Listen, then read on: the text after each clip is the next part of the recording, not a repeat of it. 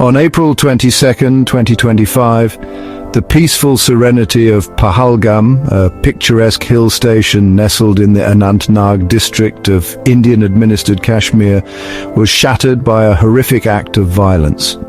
Militants attacked a group of tourists, killing 26 innocent people. Among the victims were 25 Indian tourists and one Nepali citizen. The attack sent shockwaves through India and cast a pall over the region. The brutality of the assault, with some victims reportedly executed in cold blood, left the nation reeling. Reports emerged suggesting that Hindu pilgrims were specifically targeted, further inflaming tensions. This incident, sadly, was not an isolated one. It occurred against a backdrop of decades-long conflict and mistrust between India and Pakistan. This attack, however, threatened to push the two nuclear-armed neighbors dangerously close to the brink. The massacre in Pahalgam served as a stark reminder of the volatile situation in the region and the human cost of the enduring conflict. It also set in motion a chain of events that would plunge India and Pakistan into their most serious standoff in years. In the immediate aftermath of the Pahalgam attack, a group calling itself the Resistance Front, or TRF, claimed responsibility. They issued a statement on Telegram, a popular messaging app. However, the group later retracted their claim, adding another layer of complexity to an already murky situation. Indian authorities, however, pointed the finger squarely at Pakistan.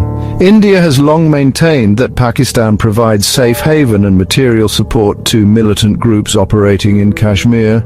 They view the TRF as a front for Lashkar-e-Taiba, a designated terrorist organization with known links to Pakistan. India wasted no time in launching a diplomatic offensive, accusing Pakistan of orchestrating the attack. They condemned Pakistan's alleged support for terrorism on the international stage and demanded immediate action against those responsible. Pakistan, for its part, vehemently denied any involvement in the attack. They rejected India's accusations as baseless and accused India of using the incident to further its own agenda in Kashmir.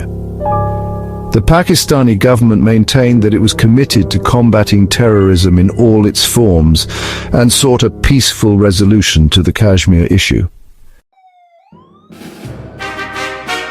The Pahalgam attack set off a chain reaction, with both India and Pakistan taking a series of retaliatory actions. The situation escalated rapidly, raising fears of a wider conflict between the two nuclear-armed neighbors. India responded swiftly and decisively on multiple fronts. They launched diplomatic protests, expelled Pakistani diplomats, and sealed their border with Pakistan. India also suspended its participation in the Indus Waters Treaty, a crucial agreement governing the sharing of water resources between the two countries. Pakistan countered with its own set of measures. They test-fired the Abdali ballistic missile, a nuclear-capable weapon with a range of 450 kilometers. This move was seen as a clear signal of Pakistan's military preparedness and a warning to India. They also halted all bilateral trade with India, expelled Indian diplomats, and closed their airspace to Indian airlines. The situation was further aggravated by a war of words between the two countries. Political leaders on both sides engaged in heated rhetoric, further inflaming passions and making any prospect of de-escalation seem increasingly distant. As tensions soared, the line of control, or LoC, the de facto border dividing Indian-administered Kashmir from Pakistan-administered Kashmir, became a flashpoint.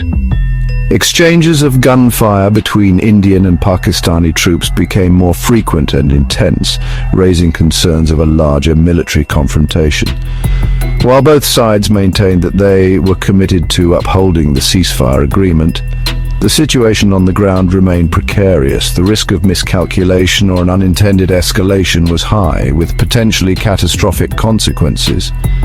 Adding to the volatility, there were unconfirmed reports of India activating covert channels to explore potential retaliatory strikes against militant camps inside Pakistan-administered Kashmir.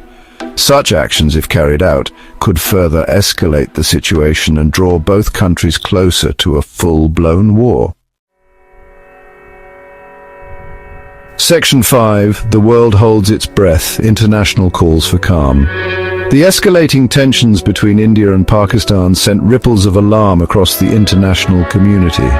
World leaders and international organizations appealed for restraint and urged both countries to engage in dialogue to defuse the crisis.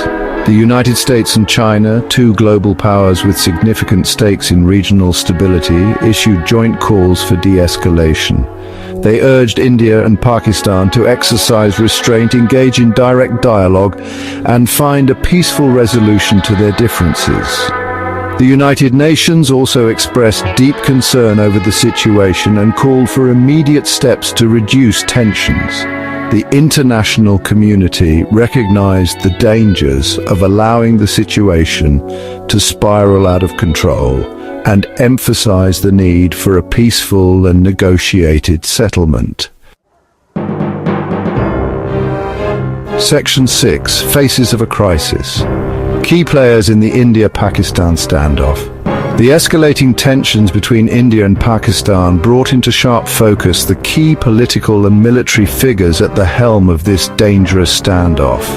Their decisions and actions, or lack thereof, held the potential to either steer the situation towards a peaceful resolution or push the two countries closer to the brink. On the Pakistani side, President Asif Ali Zardari and Prime Minister Shehbaz Sharif faced the daunting task of navigating a complex geopolitical situation.